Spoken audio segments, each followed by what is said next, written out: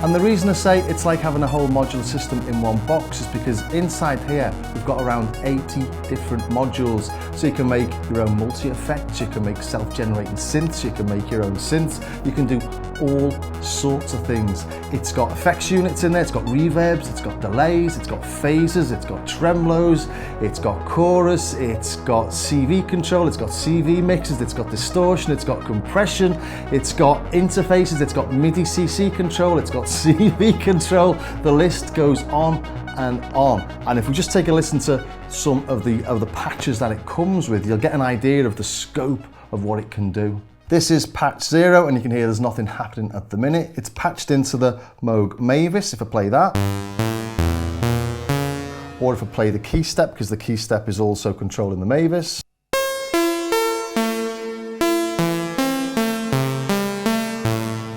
You can hear we've just got a nice reverb there, but if I press this button here, we're getting a complete sort of modular system working on its own, generating its own patch, and it's lovely.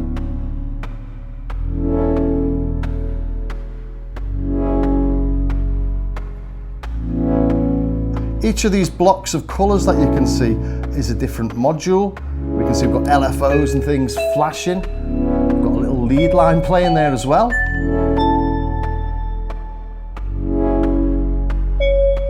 So this has got a couple of oscillators, some LFOs telling it what to do, maybe a sequencer. It's definitely got a reverb in there as well. All sorts of things. Let's try another. Let's go to this one called Acid Wash, because this is like a whole acid track in one patch.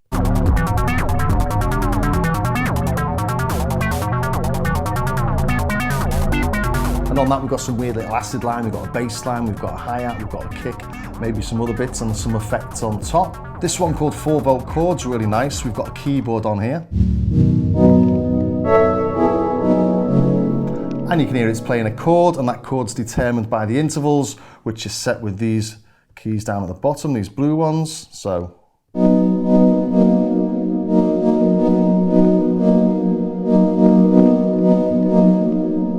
we can also play this with MIDI CV as well. So if I take the pitch and the CV gate from the key step,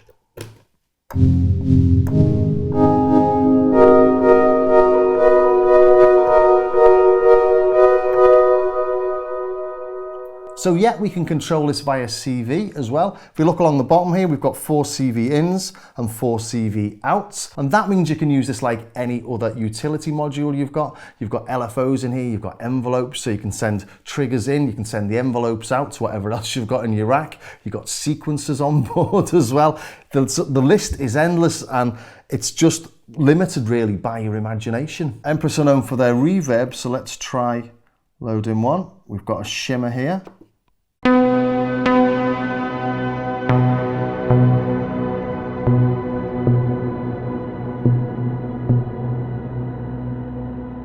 Yeah, it's gorgeous that, isn't it?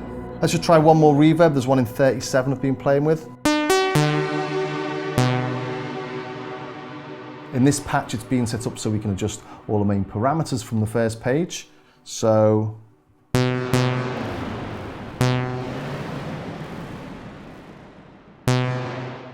And if we wanted to, we could adjust up to 4 of those with these CV inputs, or we could control loads of them with MIDI, which will show how to do that later. But let's try one of these with CV. So let's take this attenuator out from the Mavis, plug it into there. And then if I push this button here, as I change the attenuator there, we can see that the values are changing on the Empress. So we'll just link that to, which one was it? Was it here? Link that to that.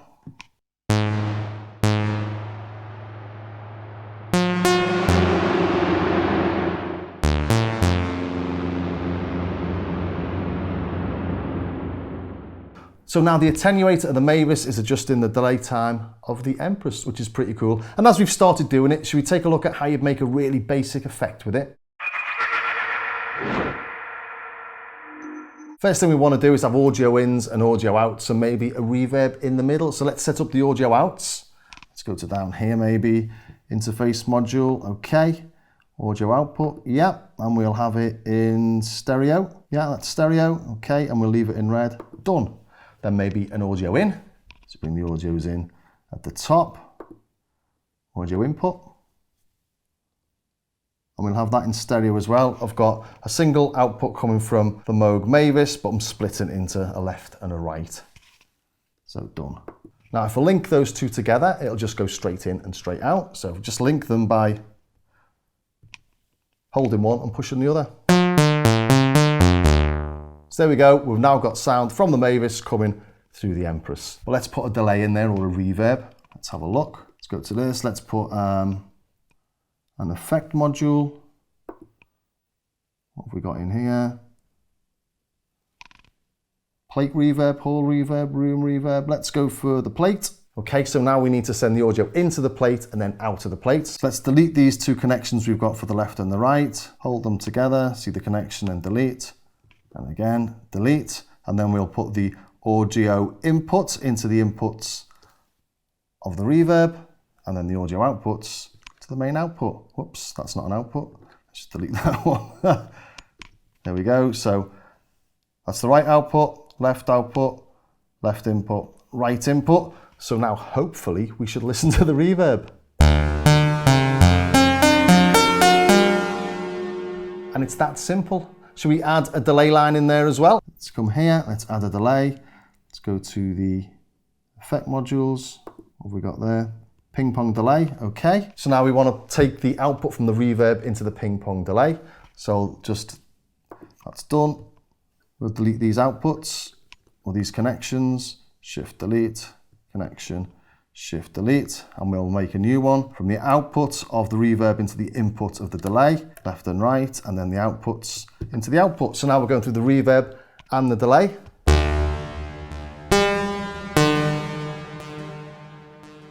And you can hear the delay there as well.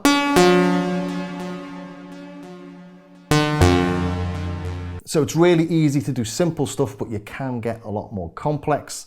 And just have a little play with a little bit of complexity. Should we try and make a little simple synth from it? We'll start off by disconnecting the Mavis, because we don't want to listen to that, we just want to hear the Empress. And then we put the CV and trigger in from the key step into the CV in of the Zoya. Or we could use MIDI, I've not used MIDI yet. And for MIDI, we need one of these connectors, which it comes with. Okay, so we'll need the MIDI interface now then. So if we go to, let's go to the top left, and we'll go to the interface modules, and we'll have a MIDI note in. And now when I push a note, you can see it's lighting up there. So we need an oscillator to play. So let's add an oscillator. Let's come here, and we'll put an audio module, an oscillator. Let's try and find it. There we go. And we'll have it on a triangle. No, we'll have it on a sawtooth, because you get a lot more harmonics on a sawtooth. Okay, so we've got an oscillator and we've got MIDI in as well. If we put an output module again at the bottom here, put another interface module, and we'll have an audio output. And if I connect the oscillator to the output now, it'll just play, because the oscillator is just playing constantly. Well, hopefully it will. There you go, it's working, but it's playing all the time, so we want to be able to play it just when we press a key. So we need it to go through an amplifier or something like that. Let's put an amplifier over here. Let's go to an audio module, a VCA. That's an amplifier. Done. Okay, so the output of the oscillator needs to go into the amplifier. Put that there, done. And the output for the amplifier needs to go to the outputs, left and right. And now we need to tell the amplifier to open. So we get the gate from the keyboard, or the MIDI input, and we put that into the control of the amplifier. So now, hopefully when I push a key, there we go. But we need to put some pitch on that. So we go to the MIDI note in, and we'll pitch the oscillator with that. There we go, we got a synth. And you can go on and on and on. The next thing you might do is add an envelope to the filter, then you might add an LFO, you might add an LFO to one of the voices for pulse width modulation. In fact, I've done loads of stuff like that on this next little demo.